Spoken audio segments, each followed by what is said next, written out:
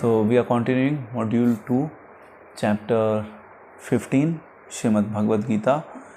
Chapter का नाम है पुरुषोत्तम योग। इससे पहले हमने चैप्टर 14 डिस्कस किया था। चैप्टर 14 का नाम था प्रकृति के तीन गुण।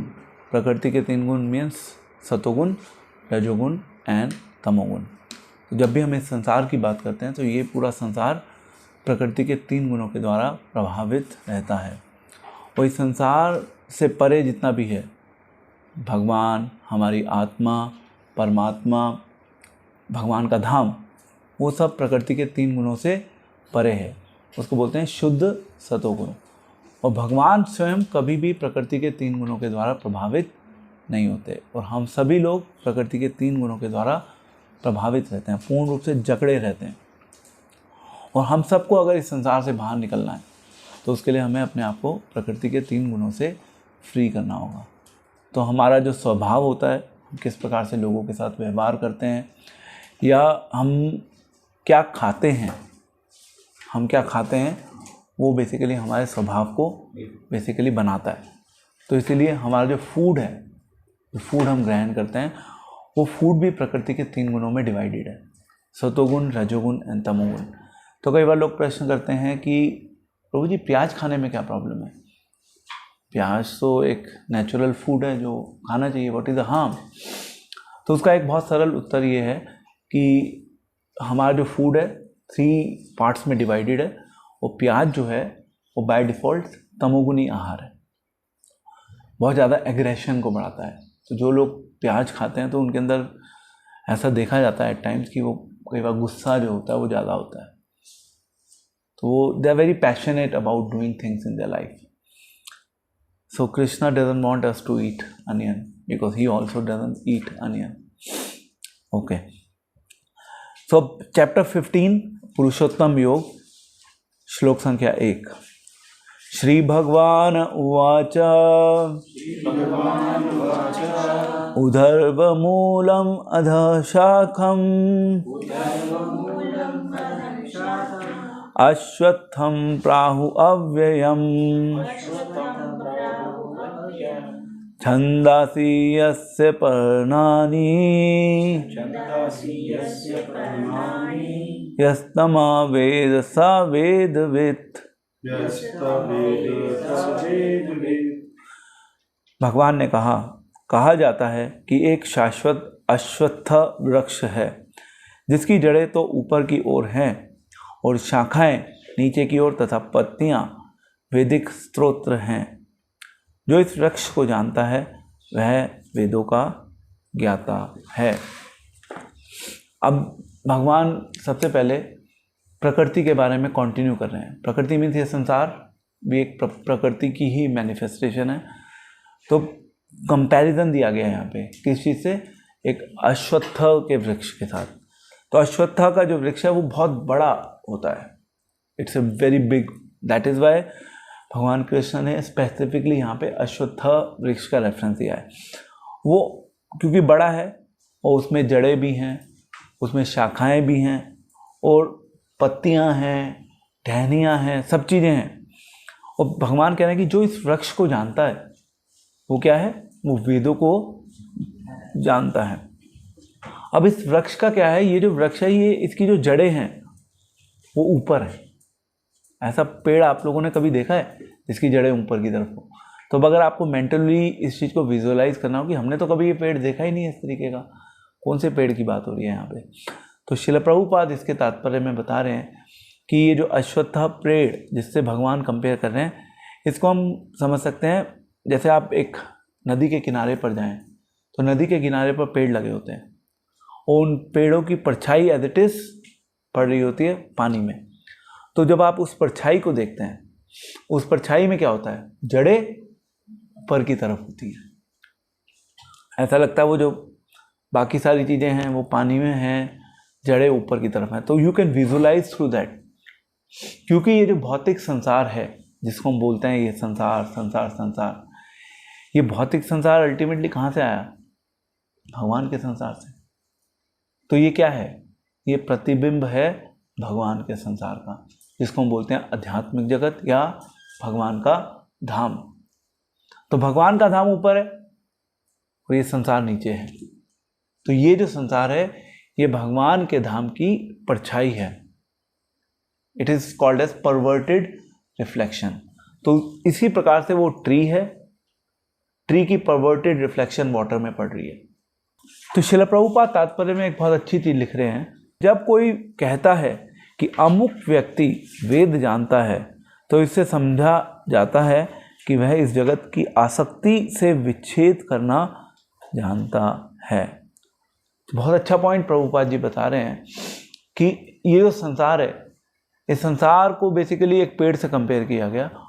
और प्रभुपाद कह रहे हैं कि अगर हम वेद को जानते हैं या वेदों के बारे में अगर हमारे को थोड़ा सा भी ज्ञान है, तो वेदों के ज्ञान का मतलब क्या हो गया? वेदों के ज्ञान का मतलब ये हो गया कि हम ये जानते हैं कि किस प्रकार से बेसिकली जो जगत है, इस जगत से जो अटैचमेंट है हमारा, उस अटैचमेंट को हम कैसे ब्रेक कर सकते हैं। यदि हमारे पास वो कैपेबिलिटी है, हमारे पास वो क्षमता है उस अटैचमेंट को ब्रेक करने की, फिर हम इस संसार के बारे में भी जानते हैं सही ढंग से, और फिर हमें वेदों का भी सही ज्ञान है, क्योंकि वेदों का लक्ष्य है कि हम इस संसार से निकलें। अल्टीमेटली वेद हमें यही शिक्षा देते हैं कि हम इस संसार में फंसे ना। तो वेदों को जानना मीन्स इस संसार से निकलने की कला को जानना। यदि हम इस संसार से निकलने की कला को जानते हैं तो फिर हम वेदों को थोड़ा बहुत जानते हैं। और दूसरे श्लोक में भी सेम कॉन्टेक्स्ट चल रहा है।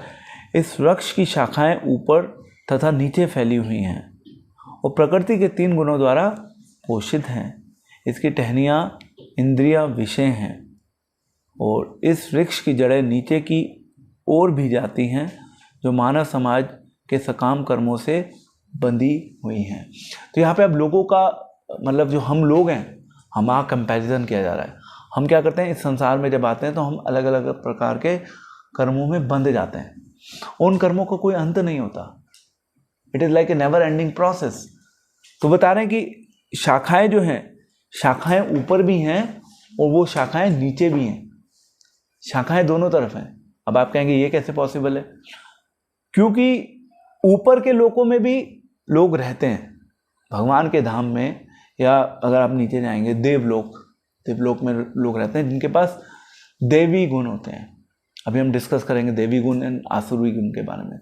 तो जो देवी गुण वाले हैं देवतागण, वो बेसिकली उन शाखाओं के ऊपर का हिस्सा है, और जो इस संसार में है हम जीव, हम उन शाखाओं का नीचे वाला हिस्सा है।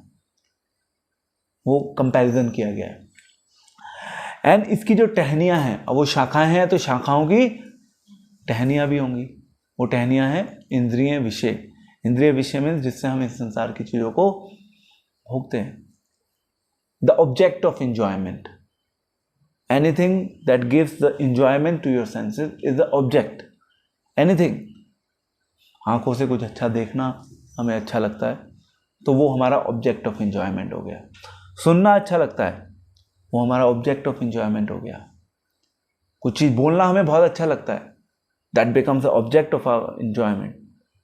तो यहाँ पे अगर आप पहले श्लोक के तात्पर्य में ही लिख रहे हैं श्रील प्रभुपाद, भक्ति का मूल सिद्धांत है भौतिक कार्यों में विरक्ति तथा भगवान की दिव्य सेवा में अनुरक्ति। लास्ट लाइन है ये, तो बहुत बहुत फंटास्टिक लाइन है ये। यहाँ पे यूज़ कर रहे हैं कि जितने भी इस संसार के कार्य हैं, भौतिक कार्य, उससे अपने आप को डिटैच करना और भगवान की दिव्य सेवा में अनुरक्ति। अनुरक्ति मीन्स अटैचमेंट। देखिए, अटैचमेंट हमारा रहेगा किसी ना किसी चीज़ से। ऐसा नहीं कि हम अपने आप को बिल्कुल अटैचमेंट फ्री बना सकते हैं। That proposition is not possible. अगर आप कहें कि ओके हम बिल्कुल कंप्लीटली डिटैच्ड हैं from everything that exist, then the answer is no. You can not make yourself completely detach from everything. यदि आप किसी चीज़ से अपने आप को डिटैच करना चाहते हैं तो आपको किसी ना किसी और अल्टरनेटिव चीज़ पे अपने आप को अटैच करना होगा। इसलिए कृष्ण भावनामृत का जो प्रोसेस है उसमें हम कहते हैं कि ठीक है, आप डिटैचमेंट की प्रोसेस को फॉलो करिए, तो उस प्रोसेस को सही ढंग से फॉलो करने के लिए आपके पास ऑब्जेक्ट ऑफ अटैचमेंट होना चाहिए, and that object of attachment is Krishna. अगर वो हमारे ऑब्जेक्ट ऑफ अटैचमेंट होंगे, उनकी सेवा हमारी ऑब्जेक्ट ऑफ अटैचमेंट होगी, देन हम डिटैच हो जाएंगे इस संसार से। Then only we can be detached if you are attached to Krishna. ठीक है। और इस प्रकार से ये जो ट्री है, ये बहुत कॉम्प्लिकेटेड ट्री है।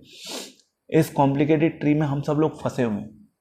वो शाखाएं कहाँ घूम रही हैं, कहाँ उनका एंड है, कुछ पता नहीं चलता। जब बड़े जो पेड़ होते हैं उसमें पता ही नहीं चलता कि कहाँ पे वो शाखा एंड हो रही है। It is like so much complicated in it self.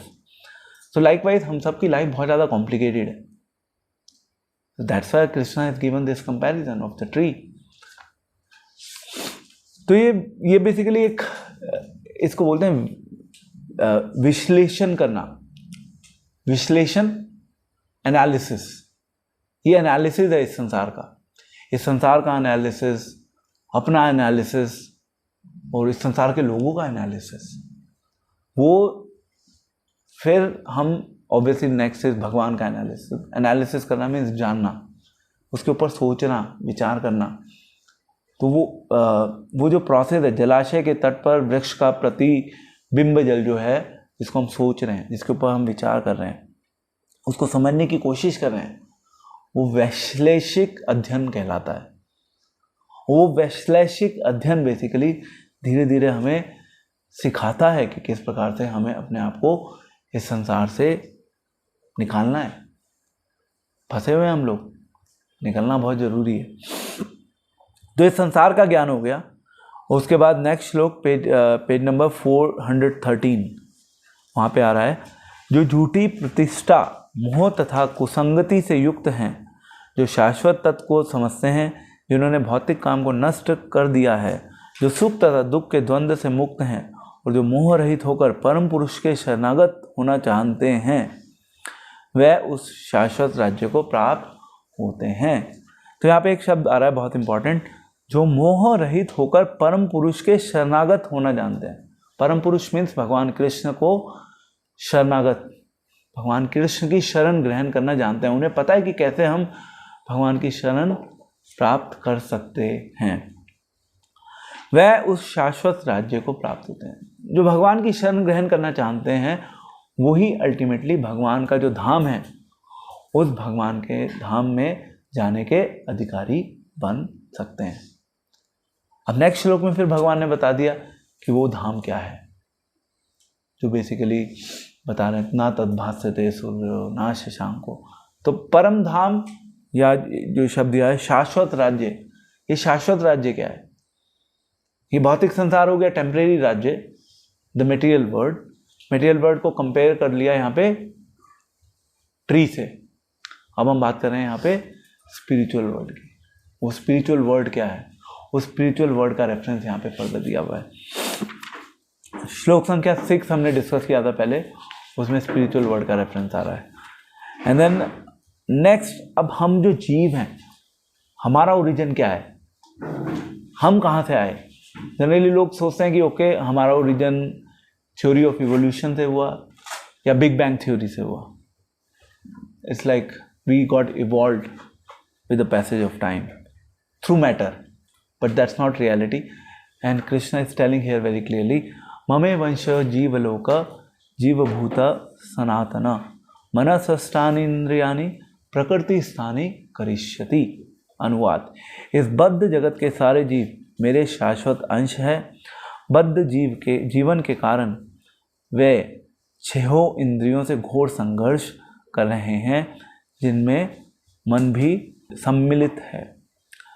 Okay, यहाँ पे बहुत इंटरेस्टिंग पॉइंट आ रहा है कि एक तो भगवान का संसार हो गया, एक ये भौतिक संसार हो गया। अब भौतिक संसार का यहाँ पे रेफरेंस ही दिया है, ये बद्ध जगत, कंडीशनड है मटेरियल वर्ल्ड। इस संसार में हम लोग आ गए, हम कंडीशनड हो गए, हम बंध गए। आप इस संसार में आए, आते ही बंध गए।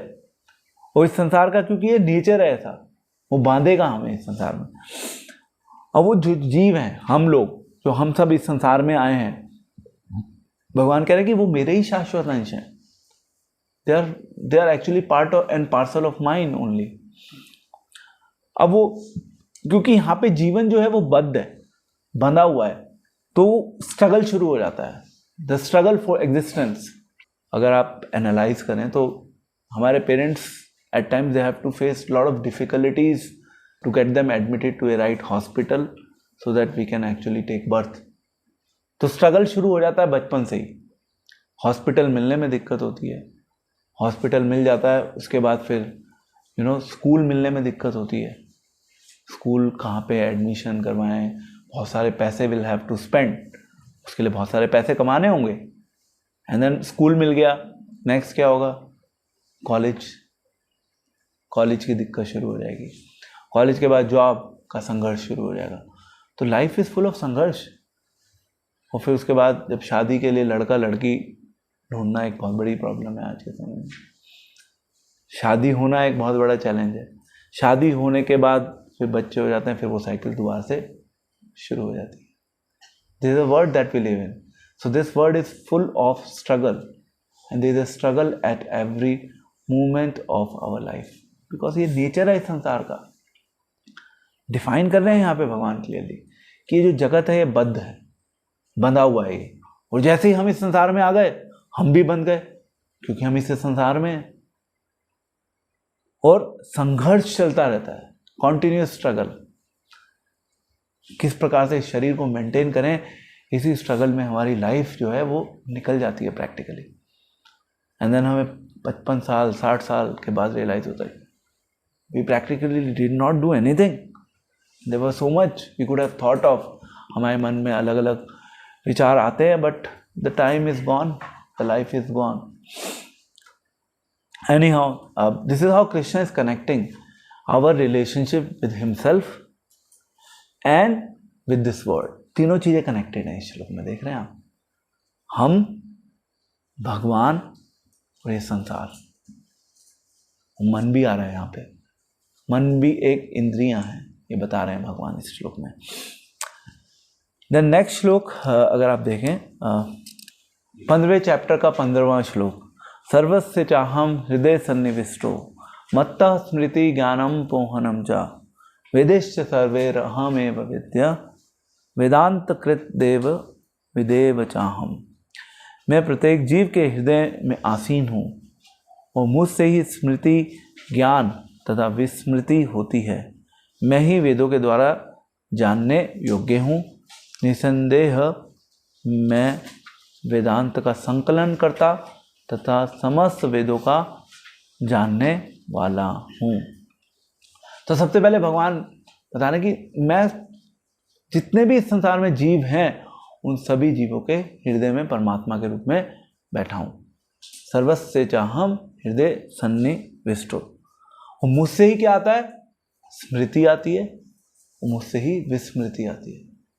क्योंकि हो सकता है कि हम चीज़ों को भूल जाएं, परंतु भगवान कभी भी किसी चीज़ को भूलते नहीं. भगवान हर चीज़ को, मतलब भगवान की जो मेमोरी है वो we can not even imagine the kind of memory that Krishna has. And in fact we can not even imagine our own memory. And we are just part and parcel of God. Then what to speak of the memory of Krishna. So he knows everything that goes within our mind. भगवान से कुछ छुपता नहीं है. हम कितना सही कर रहे हैं, कितना गलत कर रहे हैं. हम संसार के लोगों को जस्टिफाई कर सकते हैं कि मैंने आपके साथ गलत नहीं किया, मैंने आपके साथ अच्छा किया, या मैंने आपके साथ गलत किया. भगवान को सब पता है कि कौन किसके साथ गलत कर रहा है, कौन किसके साथ सही कर रहा है. भगवान के संसार में कुछ भी नहीं बचेगा. Krishna is witnessing everything. तो इसलिए भगवान के जो नियम है ना, उसका कोई एस्केप नहीं है. लॉस, भगवान के जो लॉ हैं, परंतु जो इस संसार के लॉ हैं, इस संसार के लॉ को फिर भी आप एस्केप कर सकते हैं. आप कहेंगे ठीक है मैंने रेड लाइट जंप कर दी, what is the big deal. Red light jump कर दी, okay fine, nobody is gonna see me, मेरे पास कोई चालान नहीं आएगा, इट्स फाइन. ठीक है आपने रेड लाइट जंप कर दी, इट इज ओके. बट जब आपने बेसिकली भगवान के किसी नियम को ब्रेक कर दिया, तो you are going to have a punishment for it. There is no escape there. Red light jump करने का escape is there unless and until the police is there. Police जब तक आपको वहाँ पे देखती नहीं है कि आपने इस तरीके से रेड लाइट को जंप किया है, या may be cameras are there, and then finally police जब तक आपको कैच नहीं कर पाती, you can run away. But that rule doesn't apply in the world of Krishna. ठीक है, तो इसलिए भगवान कह रहे हैं सब मुझसे ही आता है, मुझसे ही स्मृति आती है और मुझसे ही विस्मृति आती है, एंड मैं ही वेदों का जानने वाला हूँ। यानी कि वेद का जो लक्ष्य है, वेदों का लक्ष्य क्या है? मुझे ही जानना वेदों का लक्ष्य है। आप वेदों के द्वारा अगर अपने आप को इस संसार में बांध रहे हो, इस संसार में फंसा रहे हो अपने आप को, तो फिर वेदों का कोई महत्व नहीं रह जाता। Then you lose the essence of the Vedas. आप प्रकृति के 3 गुणों में फंसते जा रहे हो। You understand this point? बहुत से लोग होते हैं वैदिक कर्मकांड सेक्शन जो है उसको फॉलो करते हैं, बट वो कर्मकांड सेक्शन तो फॉलो करते हैं, they keep God aside. They will do everything but they will keep God aside. तो जब आपने भगवान को साइड रख दिया तो वेदों का जो वास्तविक लक्ष्य है वो लक्ष्य तो डिफीट हो गया, और जब वो लक्ष्य डिफीट हो गया then there is no point of continuing it, there is no point of following the Vedas.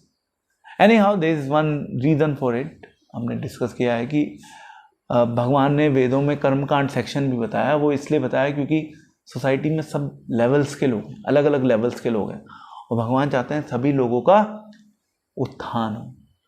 But हम उस लेवल में फॉल नहीं करना चाहते, हम उस लेवल से आगे जाना चाहते हैं, क्योंकि हमें तो पता चल गया ना कि वेदों का लक्ष्य क्या है। Right? It is clear? So वेदों का लक्ष्य है भगवान को जानना। अगर हम उस लक्ष्य से if you are following everything in line with that objective, then everything is fine. If you do not follow anything in line with that objective, then there is a problem in life. अब यहाँ पे then again Krishna is talking about जीव। जीव 2 प्रकार के हैं। कौन कौन से जीव है? एक क्षर है और एक अक्षर है, या जिसको बोलते हैं च्युत एंड अच्युत। च्युत का मतलब जो अपनी पोजीशन से फॉल डाउन होते हैं, जिनको हम बोलते हैं बद्ध जीव।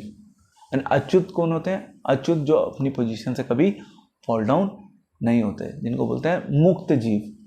हम सब कौन सी कैटेगरी में आते हैं? बद्ध जीव। हम बंधे हुए हैं इस संसार में, अभी हम मुक्त नहीं है। और कुछ ऐसे जीव हैं जो एटर्नली लिबरेटेड हैं भगवान के धाम में, वो हमेशा भगवान के साथ लीलाएं करते रहते हैं, उनको इस संसार में नहीं आना पड़ता। तो जीवों की 2 कैटेगरी है।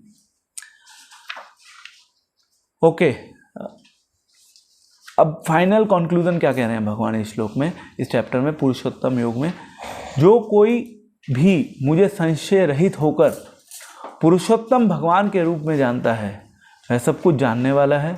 अतएव हे भरत पुत्र, वह व्यक्ति मेरी पूर्ण भक्ति में रत होता है।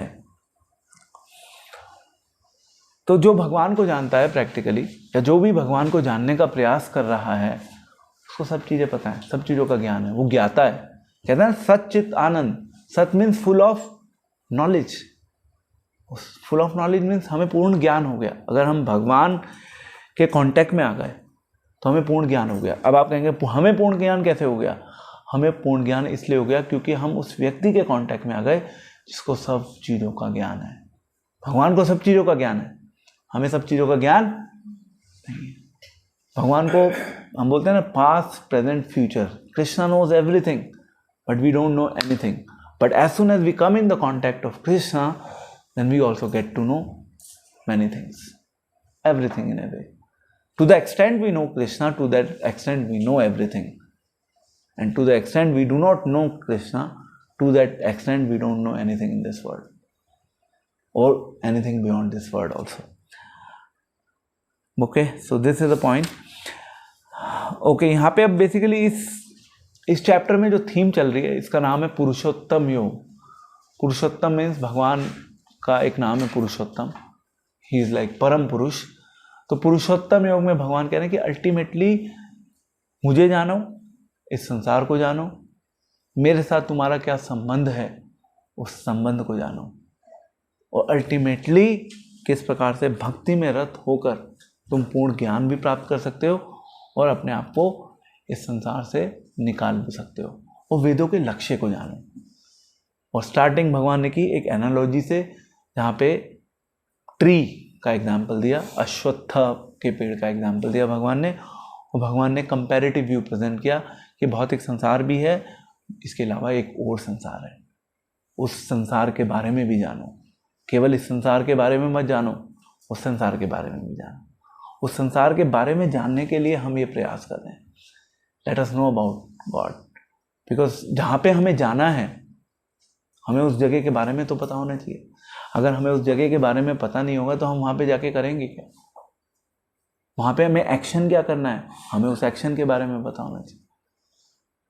Otherwise we may go and we may come back if we do not know what the intended action is that we need to work on there. Hare Krishna.